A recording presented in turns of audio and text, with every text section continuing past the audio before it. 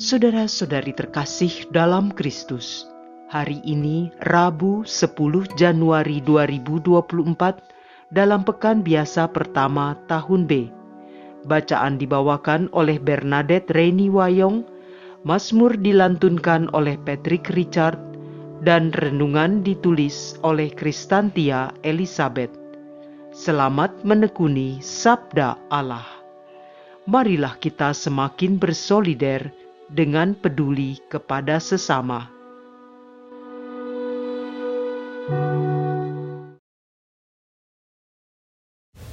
Dalam nama Bapa dan Putra dan Roh Kudus, amin. Allah Bapa yang maha baik, kami mengucap syukur Tuhan atas kebaikan-Mu untuk tahun yang baru, untuk hari-hari yang baru di tahun 2024 ini. Engkau senantiasa menyertai kami sampai detik ini. Tuhan, saat ini kami ingin mendengarkan firman-Mu.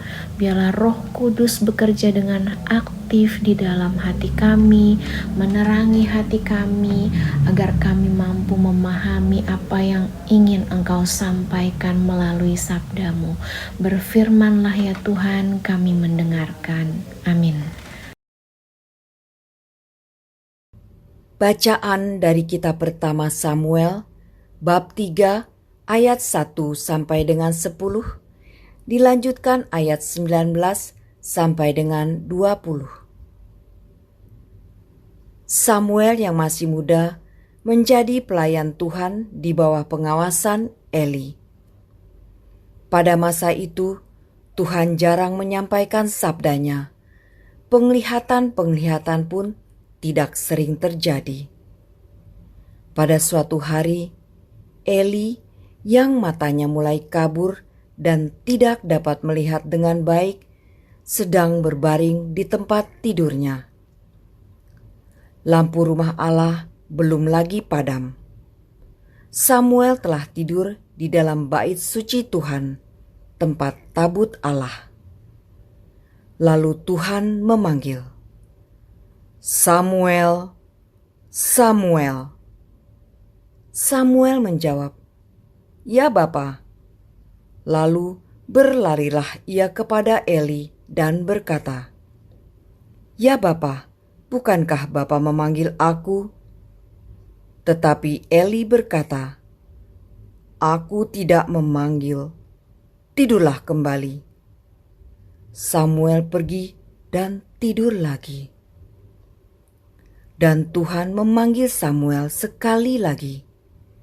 Samuel pun bangun, lalu pergi mendapatkan Eli serta berkata, "Ya Bapa, bukankah Bapa memanggil aku?" Tetapi Eli berkata, "Aku tidak memanggil anakku, tidurlah kembali." Waktu itu Samuel belum mengenal Tuhan. Sabda Tuhan belum pernah dinyatakan kepadanya. Dan Tuhan memanggil Samuel sekali lagi, untuk ketiga kalinya. Ia pun bangun, lalu pergi mendapatkan Eli serta berkata, "Ya Bapa, bukankah Bapa memanggil aku?" Lalu mengertilah Eli bahwa Tuhanlah yang memanggil anak itu. Sebab itu berkatalah Eli kepada Samuel, "Pergilah tidur, dan apabila engkau dipanggil lagi, katakanlah, 'Bersabdalah ya Tuhan, hamba-Mu mendengarkan.'" Maka pergilah Samuel, dan tidurlah ia di tempat tidurnya. Lalu datanglah Tuhan, berdiri di sana, dan memanggil seperti yang sudah-sudah, "Samuel, Samuel." Dan Samuel menjawab, "Bersabdalah ya Tuhan, hamba-Mu mendengarkan." Samuel semakin bertambah besar, dan Tuhan menyertai dia. Tidak ada satupun dari sabda Tuhan itu yang dibiarkannya gugur. Maka taulah seluruh Israel dari Dan sampai Beersheba, bahwa kepada Samuel telah dipercayakan jabatan Nabi Tuhan. Demikianlah sabda Tuhan.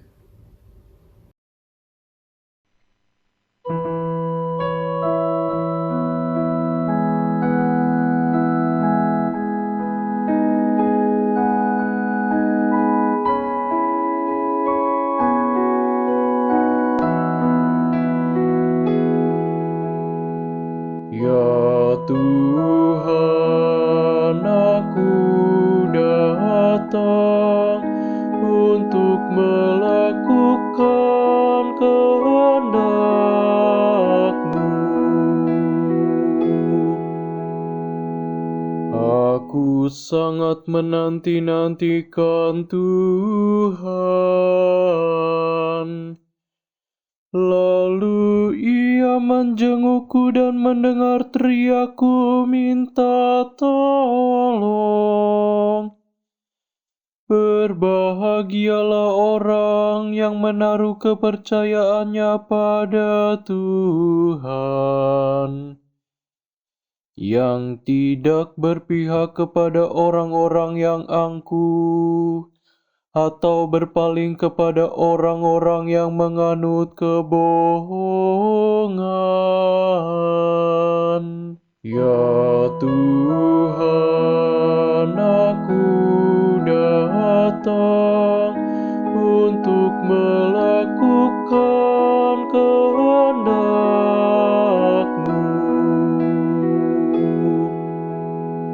Kurban dan persembahan tidak Kau inginkan, tetapi Engkau telah membuka telingaku. Kurban bakar dan kurban silih tidak Engkau tuntut. Lalu aku berkata, lihatlah Tuhan, aku datang. Ya Tuhan, aku datang untuk melakukan kehendak-Mu.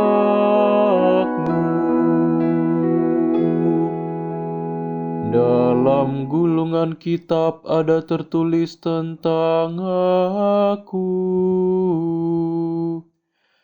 Aku senang melakukan kehendak-Mu, ya Allahku. Taurat-Mu ada di dalam dadaku. Ya Tuhan, aku datang untuk melakukan kehendak-Mu.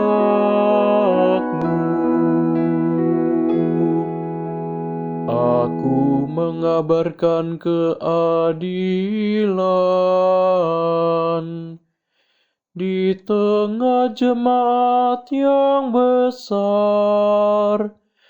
Bibirku tidak kutahan terkatup.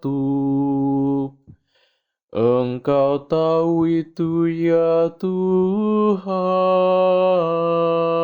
Ya Tuhan, aku datang untuk melakukan kehendak-Mu.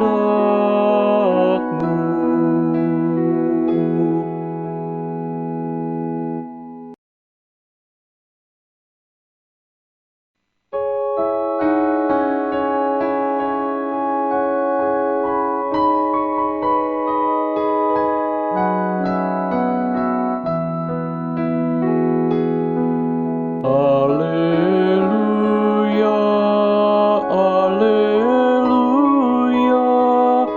alleluia. Domba-dombaku mendengarkan suaraku. Aku mengenal mereka dan mereka mengikuti aku. Alleluia, alleluia.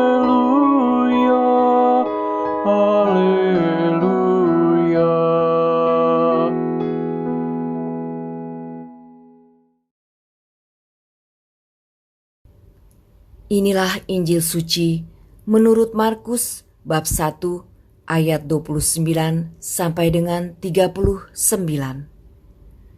Sekeluarnya dari rumah ibadat di Kapernaum, Yesus dengan Yakobus dan Yohanes pergi ke rumah Simon dan Andreas. Ibu mertua Simon terbaring karena sakit demam. Mereka segera memberitahukan keadaannya kepada Yesus. Yesus pergi ke tempat perempuan itu, dan sambil memegang tangannya, Yesus membangunkan dia. Lalu lenyaplah demamnya. Kemudian perempuan itu melayani mereka. Menjelang malam, sesudah matahari terbenam, dibawalah kepada Yesus semua orang yang menderita sakit dan yang kerasukan setan. Maka berkerumunlah seluruh penduduk kota itu di depan pintu. Ia menyembuhkan banyak orang yang menderita bermacam-macam penyakit dan mengusir banyak setan. Ia tidak memperbolehkan setan-setan itu berbicara, sebab mereka mengenal Dia. Keesokan harinya, waktu hari masih gelap, Yesus bangun dan pergi keluar. Ia pergi ke tempat yang sunyi dan berdoa di sana. Tetapi Simon dan kawan-kawannya menyusul Yesus. Waktu menemukan Yesus, mereka berkata, "Semua orang mencari Engkau." Jawab Yesus, "Marilah kita pergi ke tempat lain, ke kota-kota yang berdekatan, supaya di sana juga aku memberitakan Injil, karena untuk itu aku telah datang." Lalu pergilah Yesus ke seluruh Galilea, memberitakan Injil dalam rumah-rumah ibadat mereka dan mengusir setan-setan. Demikianlah sabda Tuhan.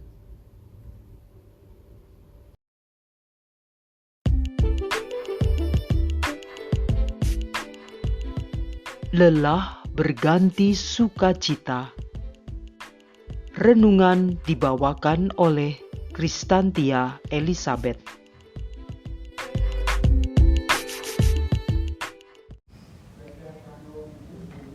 Bayangkan apa yang dilakukan Yesus sepanjang hari ini dalam Injil hari ini.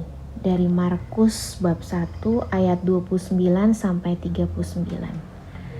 Pasti Yesus merasa sangat lelah. Dimulai dari ia mengajar di rumah ibadat, lalu mengadakan kunjungan dari rumah ke rumah, dan mengunjungi ibu mertua Petrus yang sedang sakit demam. Baru istirahat sebentar, ketika malam tiba, banyak orang datang kepadanya dengan membawa orang-orang sakit dan kerasukan setan. Tetapi Yesus pun tetap menerima kehadiran mereka dan melayani mereka dengan baik. Baru setelah itu, Yesus bisa sedikit istirahat, tetapi pagi-pagi buta ia sudah bangun lagi untuk mencari tempat yang sunyi untuk berdoa. Hening sejenak, tiba-tiba beberapa muridnya menyusul untuk memberitahukan bahwa banyak orang yang mencari dia. Yesus tetap mengerjakan semua tugas itu sampai tuntas. Tak berhenti di situ, Yesus dan murid-muridnya pun kemudian berjalan ke seluruh Galilea untuk memberitakan Injil. Sungguh, pekerjaan yang sangat melelahkan kalau dipikir-pikir. Apakah Yesus tidak merasa lelah? Fisiknya pastilah lelah. Tetapi Yesus merasa puas dengan semua yang telah dikerjakannya, karena sesungguhnya ia ingin menyelesaikan kehendak Bapanya. Bertumpuk-tumpuknya pekerjaan, tanggung jawab, dan juga tugas tak terduga yang mungkin sudah kita terima di awal tahun ini, itu semua mungkin membuat kita lelah, bukan hanya tubuh tetapi juga emosi kita. Tetapi Yesus memberi teladan bagi kita bagaimana cara mengatasinya. Kerjakanlah satu persatu. Pasti semuanya akan selesai juga. Bekerjalah seperti kita melakukannya untuk Tuhan. Kerjakan dan layanilah dengan baik.